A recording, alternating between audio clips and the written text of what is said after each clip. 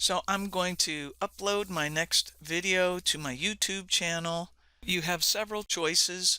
You can click right here to create a video or post.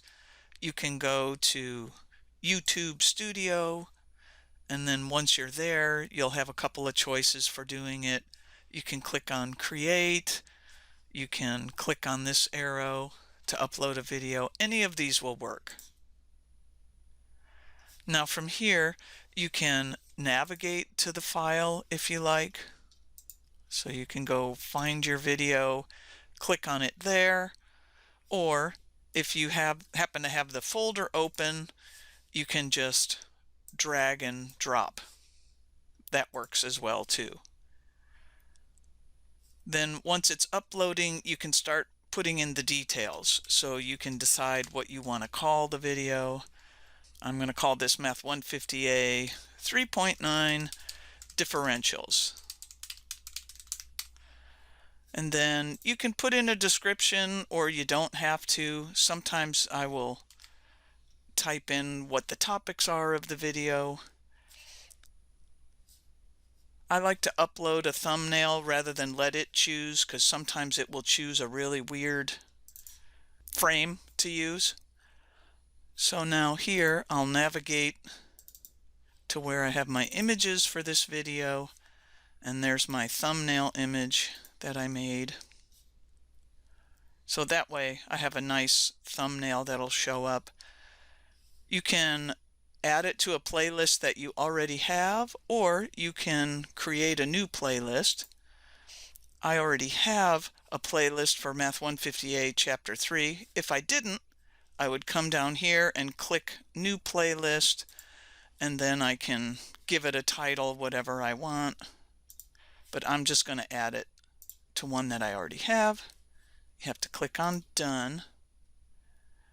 I'm going to say no, not made for kids. And then there are some more options you can choose here. And if this is your first time uploading a video, make sure you come in here and pick that your language is English. And I also set my caption certification to "This content has never aired on television in the US," because then it will automatically do the closed captions for you. I don't ever have to ask it to anymore because I've set that my language is English. And I just leave the standard YouTube license.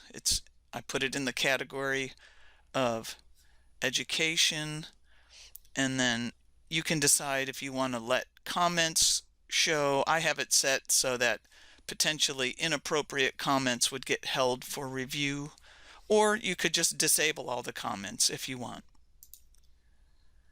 And now you just have to wait for your video to process, and then we can go to the next steps.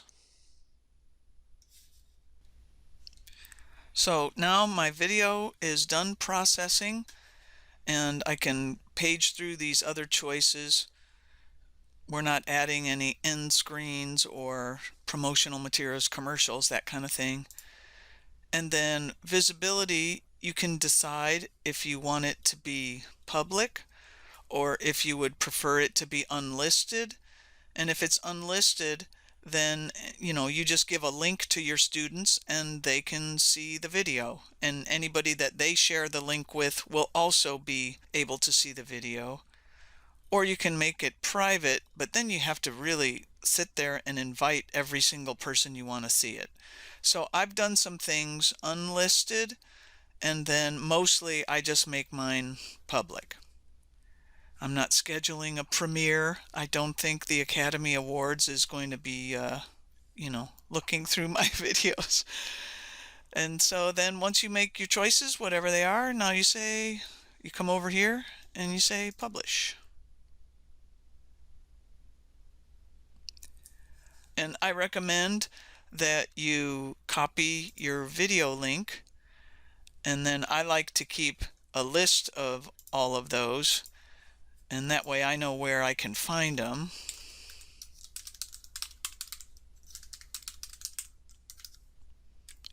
And I just have it's a quick list for me to be able to get to these links, because this is what you'll need when you go to embed it in Canvas. So then you can close this out. And now it's going to take a little while before the HD version of your video and the captions actually show up. So if your video is really long, it might take a couple hours. If your video is short, the captions might show up in 15 minutes or a half an hour. So it just kind of depends. So suppose now you're checking back later. You can, if you're in the videos section of your YouTube studio, you can click on your video, and to see it on YouTube, you can click on that right here. It'll open a new window, and you can see my video is now been processed in HD, and there's closed captions. So if we played it and turned on the captions,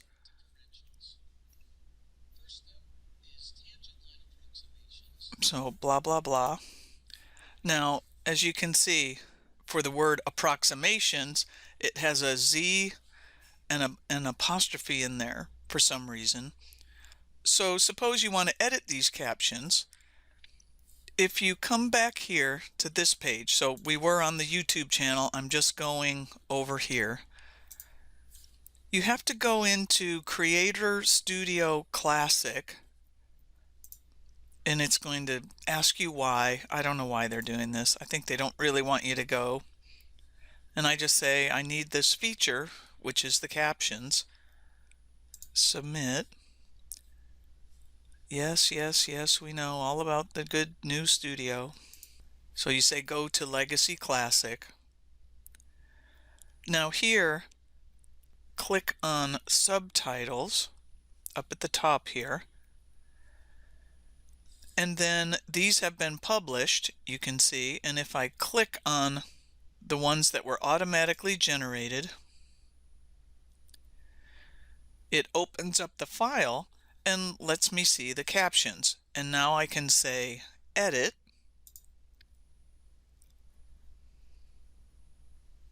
and then I could come in here and I could fix that approximations right here. And then I could do any other changes I want to do throughout all the captions. And then I could say publish edits, or if you don't like the changes that you've made, you could delete the draft that you just made and it'll revert back to the previous captions.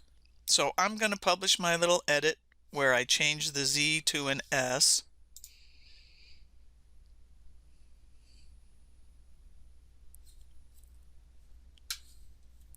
And then now when we watch the video, and so now it has the right one in there with the S. So now if I'd like to download these captions, I'm going to click on this second one that says English, because I believe that'll be the ones where I made the fix. I think this will always be the automatic ones that were made.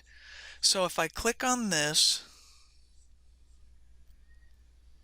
and then I go over to this button called Actions and do the pull down, we want to get the .srt file, and I'm going to save this file. So I'm going to put it here in a folder that I called captions, and I guess I'll call it 3.9 captions. Call it whatever you want. And then now we've downloaded those captions and we have them, and we can edit them in a text file if we want, or we can come back here and edit them some more if we want to make some more fixes. Another nice feature is if for any reason you need to download your video from YouTube, you can. Like maybe you lost track of your original file, and so you can come here and download the MP4 if you ever need it.